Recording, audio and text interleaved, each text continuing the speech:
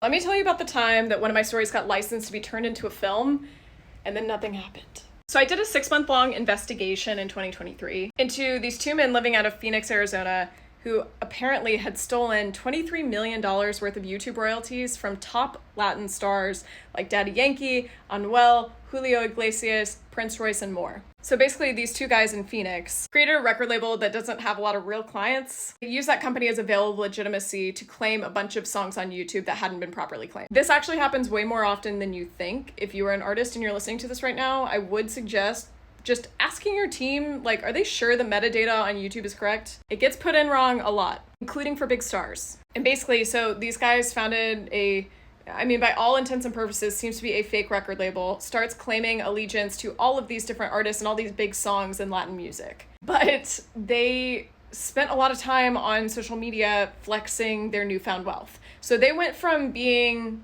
like normal guys, making ends meet, trying to be creatives in Phoenix local scene, to posting photos of them on yachts wearing Versace bathrobes with hot women. They got chains from one of the biggest, coolest jewelers in reggaeton and hip hop. One of the guys I talked to for the story said people in Phoenix got suspicious. Where did this money come from? How did they randomly just drive up in a Lamborghini? So it seems a lot of people thought something sus was going on, but didn't really know what.